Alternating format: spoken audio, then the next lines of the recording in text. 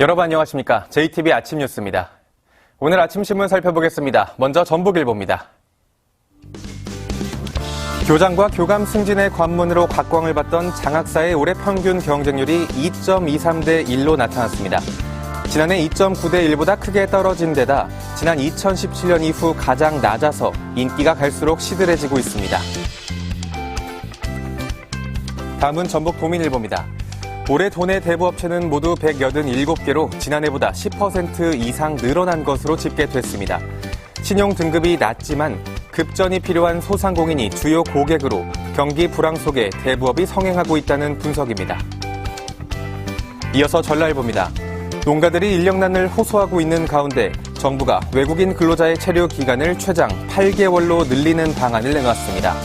하지만 근로자의 이탈과 인건비 문제 등을 해결할 수 있는 공공형 계절 근로사업이 함께 확대돼야 한다는 목소리가 높습니다.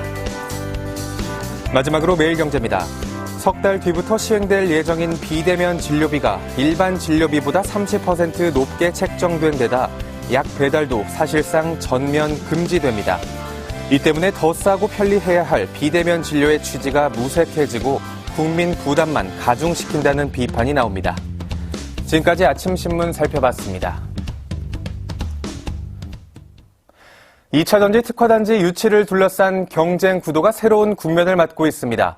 충청북도는 다른 특화단지로 지정됐던 이력이 걸림돌이 되고 있고 울산과 포항은 공동 유치설이 나오고 있습니다. 또 지역 안배론까지 확산하고 있어서 전라북도에게는 상황이 유리해졌다는 분석이 나옵니다. 정원익 기자입니다. 충북 오창은 2년 전 전국에서 유일하게 2차전지 분야 소부장, 즉 소재 부품 장비 특화단지로 지정됐습니다. 이곳을 중심으로 LG 에너지 솔루션 등 28개 기업이 국내 2차전지 산업을 이끌고 있습니다. 한 해 생산액만 10조 원이 넘는 규모입니다. 앵커 기업인 LG엔솔이 20년 전부터 배터리에 대해서 많이 연구를 하고 이쪽에 생산량을 전국 1위 규모로다가 이제 하고 있고. 하지만 이 같은 이력이 2차전지 특화단지 유치에는 걸림돌입니다.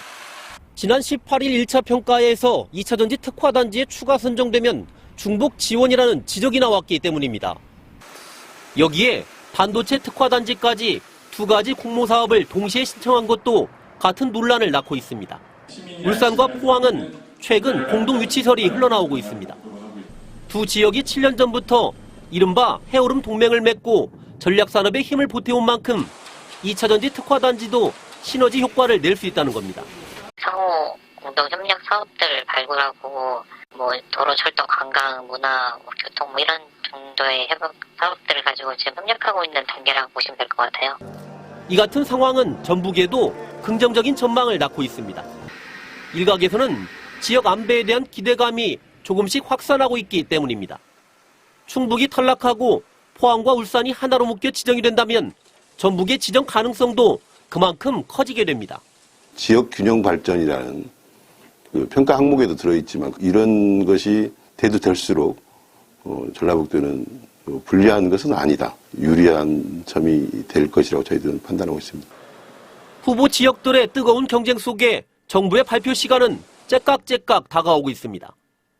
JTBC 뉴스 정원익입니다. 2차전지 인력 양성을 위한 준비가 속도를 내고 있습니다.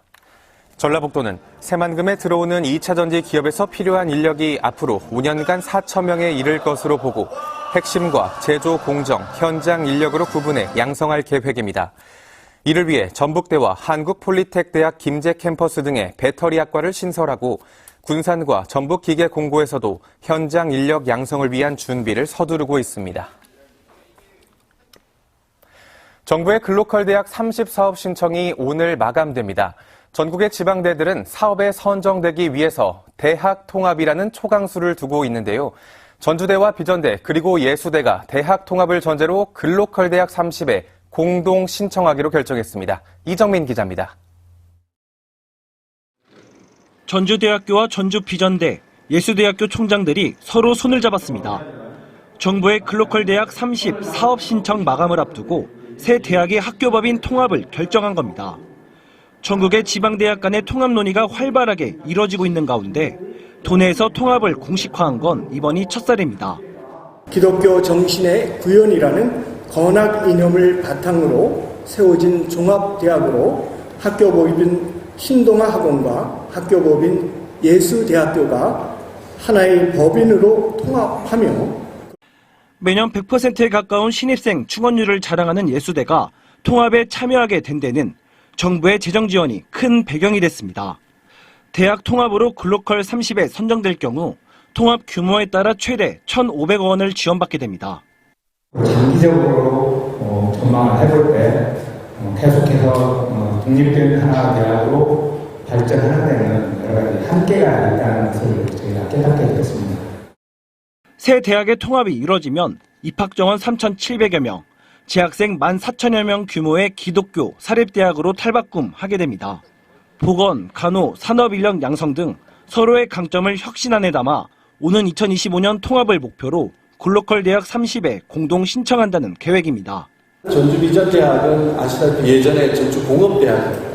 그러니까 공업대학의 50년 역사가 가지고 있는 짧은 기간 안에 기술 인력을 양성하는 노하우가 전주대학은 필요한 겁니다. 새 대학은 법인 통합에 대한 이사회의 의결을 거쳤지만 학내 구성원을 대상으로 한 별도의 통합 찬반 투표는 하지 않았습니다. 도내 대학들의 통합 결정이 치열한 경쟁을 뚫고 글로컬 대학 30의 선정으로 이어질지 주목되고 있습니다. JTB 뉴스 이정민입니다. 보이스피싱 피해를 막기 위해 금융기관은 범죄와 관련된 것으로 의심되는 계좌의 거래를 정지할 수 있습니다. 석 달 가까이 통장을 사용할 수 없기 때문에 큰 불편을 겪게 되는데요. 금융기관은 정지만 시켜놓고 계좌가 범죄에 어떻게 이용됐는지 최소한의 설명도 해주지 않고 있어서 큰 불만을 사고 있습니다. 변한영 기자가 취재했습니다. 익산에 사는 강모 씨가 최근 농협에서 받은 문자 메시지입니다. 본인의 계좌가 보이스피싱에 이용돼 거래가 정지됐다는 내용입니다.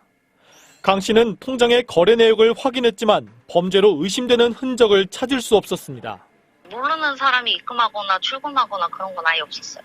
뭐 내역이나 이런 것도 아무것도 없었고 이래가지고 입증하기는 힘든 것 같아요. 강 씨는 거래 정지를 풀기 위해 농협에 이의 신청을 했습니다. 하지만 2주가 넘도록 정지를 풀어주기는커녕 본인의 계좌가 범죄에 어떻게 이용됐는지 설명조차 받지 못했습니다. 그동안 통장 한 개는 아예 사용을 못하고 또 한 개는 금융기관 창구에서만 사용할 수 있어서 큰 불편을 겪고 있습니다. 아예 제 통장을 사용을 못한다는 점이 제일 불편한 것 같아요. 일을 하다 보면은 월급도 이제 내 명의 통장 이렇게 받아야 되는데 내 명의 통장이 안 되다 보니까 일하는 거나 이런 것도 좀 불편함이 있고. 보이스피싱 피해를 막기 위해 계좌의 거래를 동결하는 지급 정지 제도. 피해자가 금융기관에 신고하거나 수사기관이 금융기관에 요청하면 계좌는 석 달 정도 정지됩니다. 큰 불편을 초래하는데도 금융기관은 해당 계좌가 범죄에 어떻게 이용됐는지에 대한 최소한의 설명도 없이 책임을 계좌 소유주에게 떠넘깁니다. 내 계좌를 내가 들고 있는데 내 계좌가 어떻게 사용됐는지는 본인이 알아야죠. 보이스피싱과 관련해 지난 3년 동안 거래가 정지된 계좌 수는 해마다 늘고 있는 상황. 금융기관은 보이스피싱을 막는다는 이유로 소비자들의 불편을 외면하고 있습니다. 금융기관의 책임성을 강화하는 제도 개선이 필요하다는 지적입니다. JTB 뉴스 변한영입니다. 지난해 전주대대를 전주도도동으로 옮기는 국방부의 이전 계획에 주민들이 소송을 제기했는데요. 1심 재판부가 국방부의 손을 들어주자 주민들은 승복할 수 없다며 항소했습니다. 전주시는 지역 주민들과 지원 사업을 놓고 협상에 들어간다는 계획이었지만 차질이 불가피하게 됐습니다. 김진영 기자가 보도합니다. 지난 2019년 항공대가 옮겨간 전주 도도동입니다. 국방부가 2021년 전주대대를 이곳으로 옮기는 이전 계획을 승인하자 주민들은 일방적인 결정이라며 지난해 7월 소송을 제기했습니다. 그러나 1심 재판부는 기각 결정을 내렸고 주민들은 지난 26일 항소를 제기했습니다. 주민이 합의가 이루어져야만이 전주대대 이전 사업을 승인을 해준다라고 합의가 된 부분인데 이제 와서 절차상으로 문제가 없다라고 하면 절대로 수긍을 하지 못하는.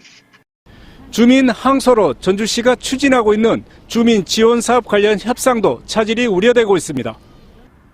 전주시는 태양광 발전 사업 등 7가지 주민 지원 사업 계획을 마련해 도도동 주민들과 협상을 준비해 왔습니다.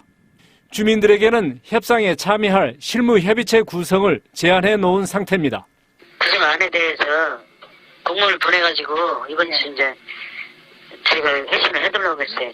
정식으로 실무 협의를 하려면 임원도 정리하고 요건도 같이 하니까.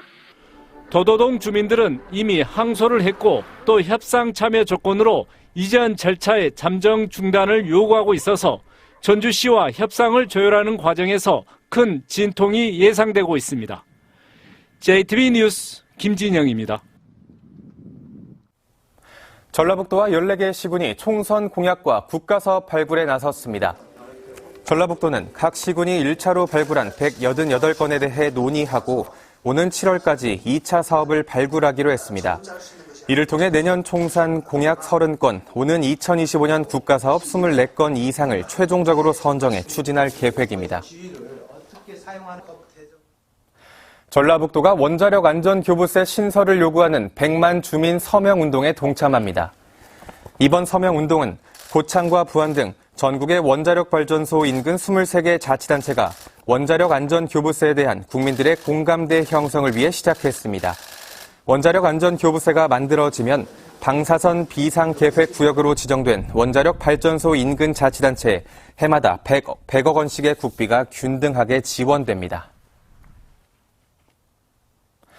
완주군이 주거 환경이 열악한 어린이들을 위한 개선 사업을 추진합니다. 남원시가 자전거 사고 위험이 높은 일부 지역에 안전시설물을 확충할 계획입니다. 강훈 기자입니다. 완주군이 초록우산 어린이재단과 함께 어린이가 있는 어려운 가정의 주거 환경을 개선합니다. 올해 지원 대상은 모두 11가정으로 이들에게는 집을 새로 지어주거나 화장실을 개선해줄 예정입니다. 복지 사각지대에 놓여있는 아동 가정을 발굴하여 아이들이 행복한 세상을 만들어 나가겠습니다. 남원시가 사고 위험이 높은 자전거 도로에 대한 정비에 나섭니다. 대상은 충정로와 교룡로, 요천로 등으로 도로 일부를 재포장하고 안전펜스와 야간 조명도 설치할 계획입니다. 앞으로도 다양한 정책을 발굴하여 자전거와 보행자가 안전하게 이용할 수 있는 환경을 조성해 가겠습니다. 임실군이 고향사랑기부제 시행 5개월 만에 4억 원이 넘는 기부금을 모았습니다. 임실군은 답례품으로는 치즈와 요거트 등이 45%를 차지했다며 치즈 답례품을 추가로 개발할 계획이라고 밝혔습니다. 장수군이 오는 7월 28일부터 10일간 번안면 방화동 자연휴양림에서 쿨밸리 페스티벌을 개최합니다. 이번 축제에서는 관광객들이 즐길 수 있는 지역 예술인들의 공연과 지역 먹거리를 선보일 계획입니다. JTB 뉴스 강훈입니다.